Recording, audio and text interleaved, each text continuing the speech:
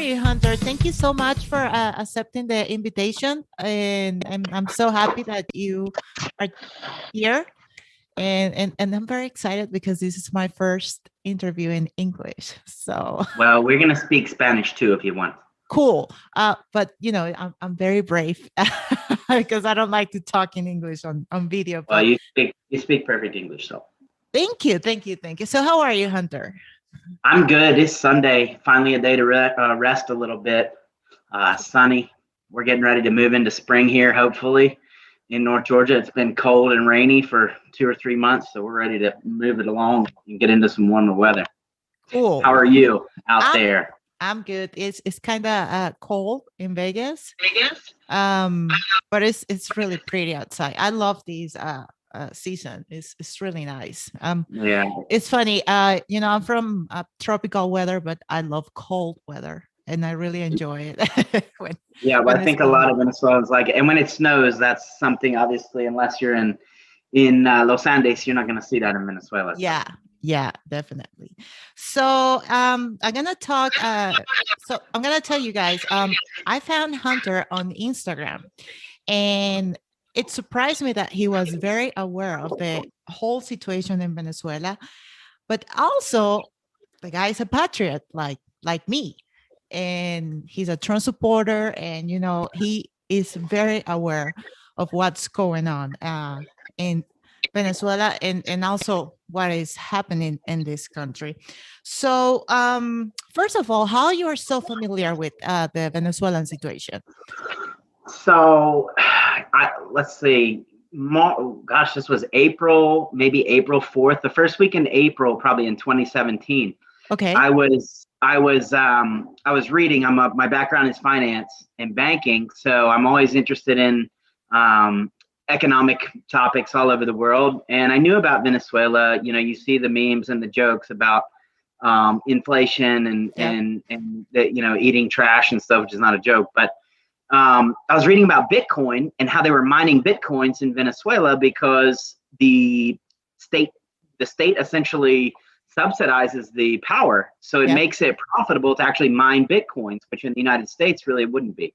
Hmm. And so I'm reading that, and then 3 hours later, after reading all of these things about the disastrous economy, Hmm. I just became very hyper aware of the Venezuelan situation. Now I at that time was working at a sales job throughout, and my territory was really all of Atlanta, all of Metro Atlanta, Hmm. and I started seeing Venezuelans everywhere. Everywhere I'd go into, there was a Venezuelan girl working, as a administratora, or a vendedor, or a Venezuelan food, and I say, wow, I've lived in Atlanta my entire life, and I've never met a Venezuelan person, I don't think. Hmm. And all of a sudden, I felt like you guys were following me everywhere. Um, We're so invading. yes, yes, yes. So so I started getting involved. There are some estimates from lawyers that I know and trust, immigration lawyers, that there could be anywhere between 30 and 35,000 Venezuelans in Georgia, but specifically in the Atlanta area. So that's insane, and that's Wow. noticeable, right? I mean, you tend to notice that when it's around. I think we're up to like 25, 26 some odd Venezuelan restaurants only in Metro Atlanta. Wow, that's a Yep. lot. We So if that only doesn't tell you, Wow, we only have two here in Nevada, in Las Vegas, two restaurants. And the community is growing a lot. A lot of people from Florida are moving here, and yeah, it's growing. Wow, that's crazy. So that's how you got familiar with the whole thing about Venezuela. yeah, and I just became intrigued with the culture and the people. Everybody I met had a different story, and really fascinating people, culture. Um, just kind of immersed myself in the people, and got involved with some charitable organizations, I guess. In Venezuela, you say ONG, Uh-huh. but actually, we were sending supplies down to Venezuela to various organizations, and I still keep in contact. I'm sure you know Rafael. Ricardo Martins, these type of folks. Manos a la Obra por Venezuela in Maracaibo. So there's just a lot of them out there, and they all need help. And one of my one of my callings, or the attitude or the mindset that I have is, we can send food there all day long, and we could provide medicines, and we could, you could drop $100,000, but it'd be gone the next day. Yep. So my mind is to create, or try to find a way, although it is difficult, to create investments down there that would regenerate, right? That would create more income, that would multiply, so more people have an opportunity. The people have to taste capitalism. They want it. Naturally, every human wants the ability to grow, but they got to have it presented and taught and reprogrammed, right? Yep. Yeah, that's true. And definitely we need to talk about the political side of all these, because I mean, sadly, the reason why, any help that you send there won't last is because the whole system, is based on socialism and Marxism. And I'm I think that people do not understand why they are in the situation that they are. I mean, it's like my husband tells me all the time, yeah, you guys over there, you just fight for food and, eating better, but you don't realize what is the root of the problem.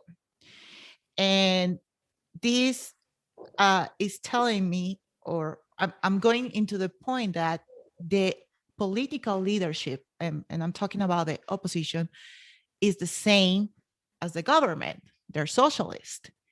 And you and I know that we have sent tons of money to Venezuela.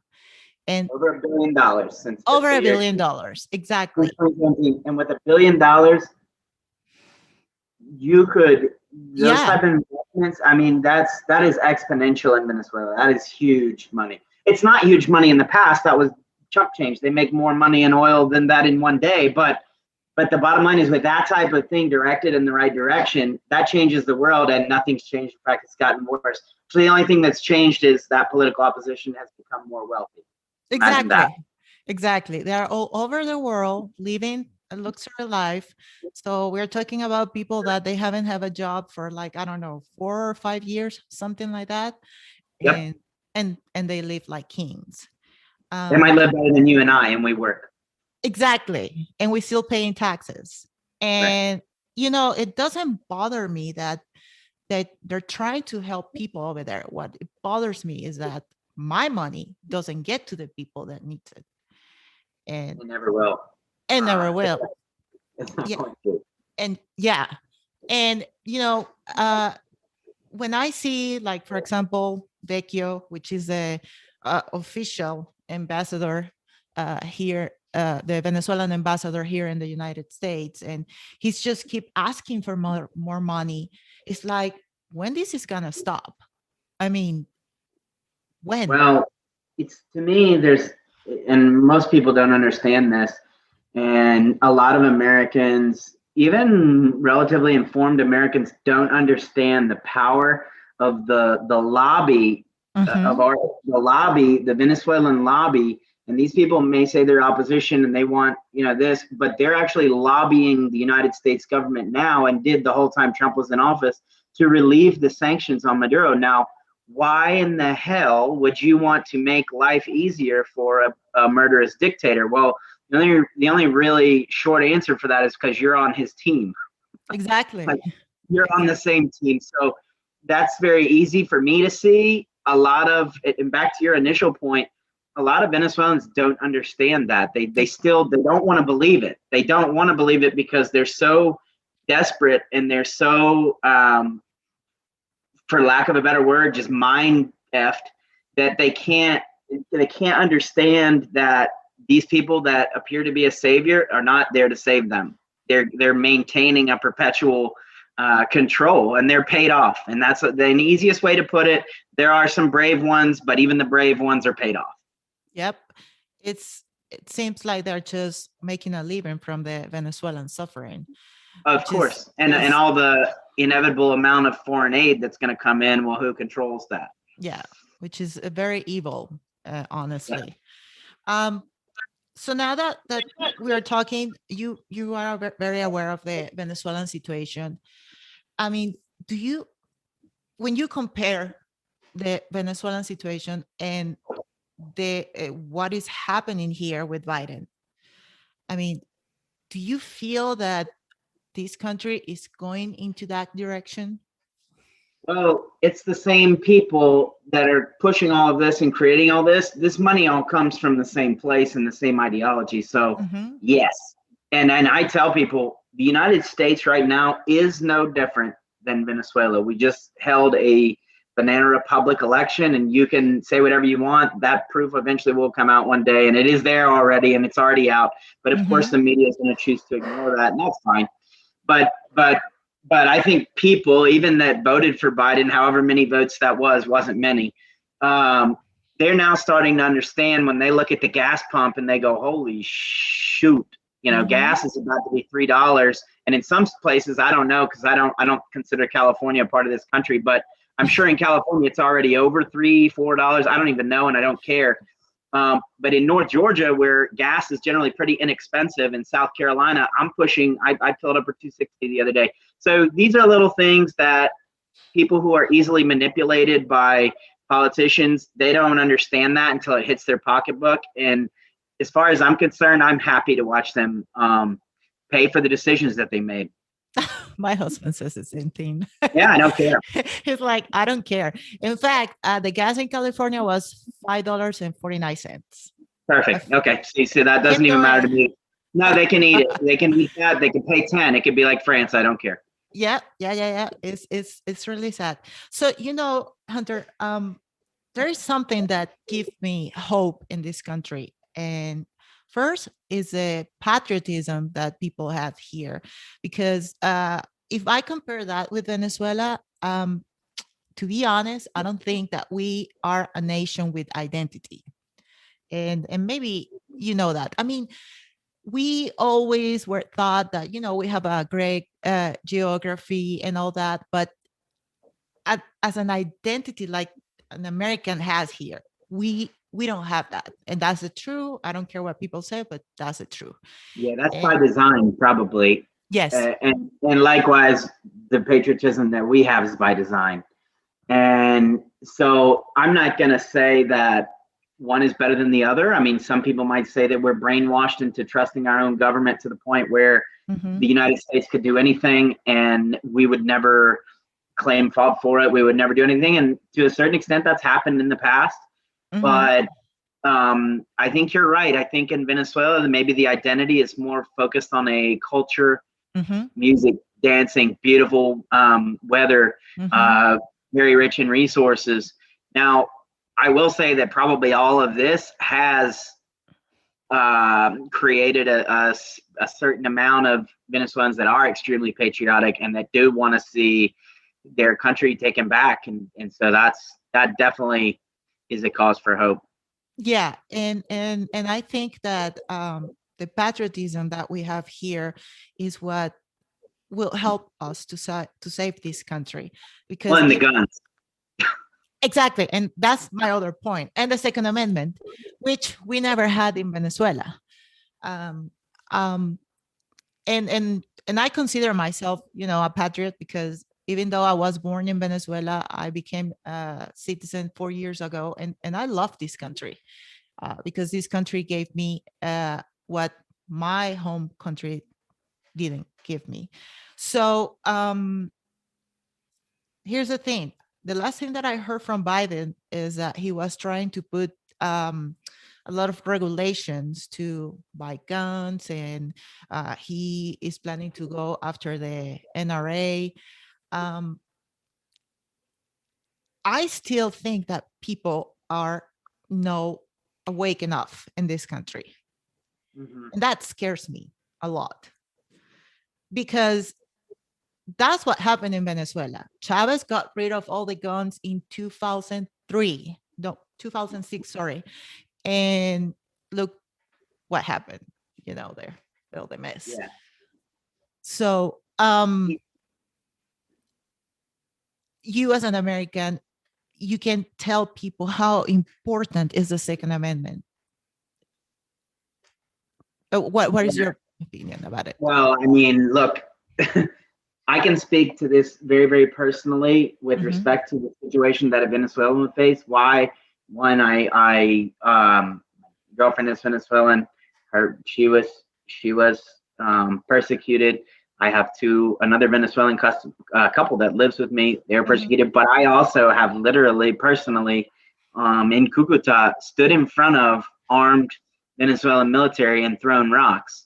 And Molotov cocktails, not me on those, but I've seen that. And let me tell you something. If there would have been one or two armed citizens there, you could have solved that situation, or at least put a dent in it pretty quickly. And people think that's so far off in the United States. They Mm-hmm. think that will never happen, but they're telling you that that's what they want to do. And so as the saying is, when somebody tells you who they are or what they're trying to do, you should believe them first. You should believe them. Yeah. And that bill's already going through Congress. I mean, this isn't something that's like, oh, it's never going to happen. And they're not trying to chip away. I mean, they're going full on. And that could create a very, very nasty situation. And I want people to also understand something else. They don't just do this through legislation, gun legislation, right? They Mm-hmm. will say, well, now we're going to write in here that if you ever have a mental disability or something like that, well, Mm-hmm. you can't own guns because you're not mentally stable, or at least we're gonna scrutinize your owning of guns. Well, guess what they consider mental disability? ADHD or ADD. Now, how Mm-hmm. many kids in this generation do you know that were diagnosed with that, Mm-hmm. so they could sit in school and do their work because they don't want to be sitting in a classroom all day? How many kids were diagnosed with ADHD, a mental disability? Even a kid who's totally normal that just Yeah. doesn't happen to want to sit in a classroom all day. Well, that guy or that gal now has a mark on their record because they have a medical record that says they had a mental disability and they're not fit to own guns. And do you know how many? Do you know how many kids that is in this country? A Tens of lot. millions. A Tens of lot. millions. So people need to understand that they're coming for them, and there's only one way that ends. And you either fight legally and politically to do that, or you're throwing rocks at the government who's armed, and that's your options. Yeah. And believe. One day, that's the option. Yep. And believe me, there's not fair fight when that happens. Throwing rocks versus someone who has guns, Right. and you know that, and I experienced that for years in Venezuela. Yep. Yeah, it's just very scary, and I pray to God that this country, something good happen in this country, and I have faith that we can take Congress in 22. So Yeah. obviously, we need to fix the voting system, though. Yeah. So my outlook on this now, and I hate to be negative, Mm-hmm. is once they've taken it, like Yep. once you allow them to steal it, you can never have a right one again. You in your head, and now this is the plan, right? This is by design. We could Mm-hmm. probably have another fair election and easily win, right? Mm-hmm. But it'll never be that way again. And now there are millions of people like me who probably won't vote. I mean, to be quite honest, I may, and I probably will, but when I walk into that voting booth in my Lumpkin County in North Georgia, a 90% conservative county by vote, Mm-hmm. traditionally 85, 90%, and I see Dominion voting, Exactly. and you walk into Venezuelan polling place and you see Dominion voting, that's why I'm telling you, people have to be real about this. We're no different right now. We are the same Yep. country. We just happen to print our own money and have a better military. And that's it. That's actually the only difference. Yeah. Yeah. And I don't think that people realize that, honestly. Well, they're going to learn. Well, yeah. Yeah. And I hope they will, because I don't want to lose this country, man. You know how hard It's the it's last to. thing on earth. Yeah. It's the last one on earth. There's no place to go. I mean, No, there's no place to go. you see Europe and it's a mess. Canada, Canada is like Cuba. Australia. Yeah, it's just It's just horrible what is happening. So my last question, and then we can do like a little segment in Spanish so people can know about you. Sure. Dude, you need to be on Twitter. Seriously, you will be great on Twitter. No, I got enough to do and worry about. One second, I'm gonna get my charger here. Okay, go ahead. Excuse me. Sorry for interrupting the podcast. It's okay. It's okay. Don't worry about it. I'll edit.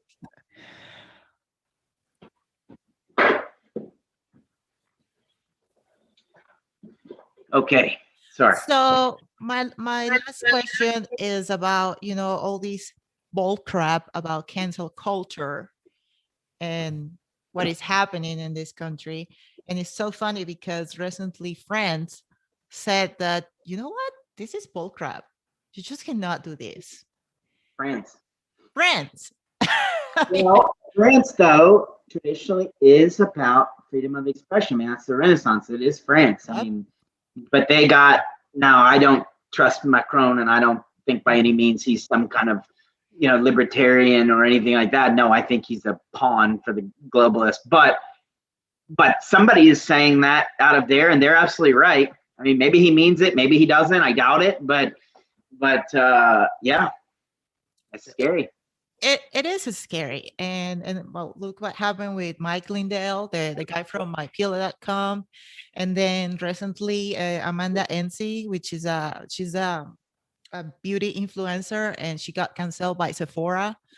And is and what it scares me the most is the young people promoting this crap. And which it makes me think that our education system is just crap. It is crap. Is a Marxist machine. Yeah, well, of course it is, and that's what the university system is. That's Yeah. K through 12. Actually, it starts in pre-K with that Head Start stuff, and then K through 12, and then the university system. Unless you go to a private, and even if you go to a private Christian school, for example, there are still liberal Marxist professors in a liberal arts Christian university. Yep. So Really true. there's nowhere to hide, and it's truthfully the university system, in my opinion, in college is a waste of money in this country. It's a total waste of money. Some people want it. Most people shouldn't have it or don't need it. Yeah. Well, I don't think that people understand that. And it's funny because last night I was reading a tweet from some dude from Seattle. Obviously, Seattle is like another communist. It's a part of Canada. Yeah. And he was saying that, rich people shouldn't hold office because, being rich is not a big thing. It's just because you have a great idea, or you just inherit the money. And I was like, what the heck are you talking about, dude? The reason why you're rich is because the system of this country that allows you to become rich. And Right. I don't think that they understand that. They don't. If they don't have to work, I mean, if they never have to work up until the time that and that's a cultural thing, and that starts at home too, by the way. If they don't have to work or are never taught the value of a dollar, whether they're wealthy or not. I grew up pretty well off. I mean, I grew up in the northern suburbs of Atlanta. It doesn't get much nicer than that. But guess what? My dad made me work my ass off for everything. I had everything. I never needed anything. He always provided nice things, but I worked my ass off, and thank God I did. But I think a lot of kids are not taught that anymore, and it's going to be a problem. And when you combine that with the indoctrination, and I could go on a whole another thing about the hormones they're putting in food to make people weaker and all that stuff, but that's another story. I know. Makes men weak. Yeah, makes men into women. Yeah. So, voy a hablar en español para aquellos que, para la gente en Venezuela. Hunter, tú y yo vivimos aquí, tú vives en Georgia, toda tu vida pues tú has experimentado el sistema capitalista de este país. ¿Cómo le explica uno al venezolano que para poder salir del desastre en el que ellos están, se necesita erradicar por completo el marxismo, socialismo, globalismo. Todos son hijos del mismo monstruo. E implementar un sistema que le permita a la gente prosperar. So, en mi opinión, es 100% necesario y para varias razones. ¿Ok? Número uno, capitalismo para mí tiene tiene mucha, ¿cómo se dice? Similarities con una vida cristiana, ¿verdad? ¿Ok? Es generosidad, eres trabajo duro, eres usando tus talentos, ¿no? Para ayudar a los demás, y en retorno tú vas a recibir riqueza, y literalmente riqueza física, moneda, satisfacción, ¿no? Por eso los Estados Unidos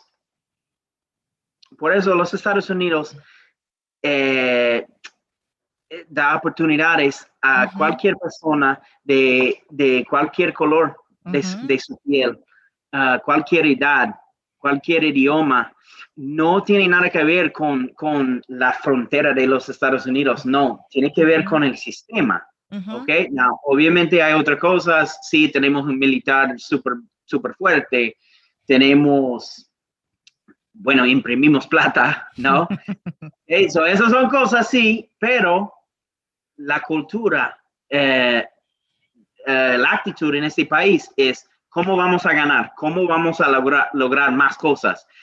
Y eso no significa que somos, ¿cómo se dice greedy? Ambiciosos. Ambiciosos, sí, pero no ambiciosos con malintenciones, ¿no? Ambiciosos que no, siempre tenemos la oportunidad para lograr más. Y eso yo sé 100%, ya eso se fue en Venezuela. La gran mayoría de las personas que tienen esta mentalidad, ya hasta ellos son como deprimidos, ¿no? Sí, sí. No hay una manera, y literalmente en algunos casos no hay una manera para superar el gobierno, para superar las reglas, para superar la inflación. Okay, so yo entiendo eso, y algunas personas, hasta mis amigos, dicen que, well, ¿por qué no quieren trabajar? ¿Por qué no quieren lanzar un negocio? ¿Por qué no hacen eso? Ok, en algunos casos, eso no es una posibilidad. La inflación día a día, la falta de cosas, de materiales, de la falta de Incluso la manera comida para la gente a pagar, la falta de luz, la falta de... So, hay muchas cosas, pero esas cosas, variables no van a cambiar sin un nuevo sistema. Exacto. Sí, y yo creo que la gente no... Hay un grupo de gente que sí lo entiende, pero hay otro grupo que está tan deprimido y tan sumergido en ese círculo vicioso tan negativo de que no hay esperanzas, que no pueden ver más allá de lo que está sucediendo.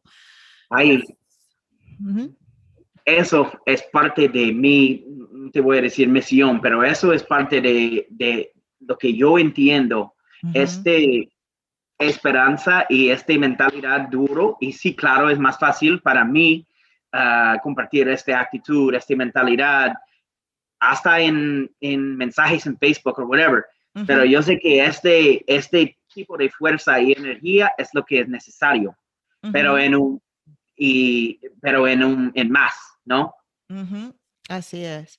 Well, Hunter, thank you so much for your time. I'm not going to take more time from you because you must be busy, but thank you so much for allowing me to interview you. And I hope that we can have another episode, and because I love to have people like you on my podcast.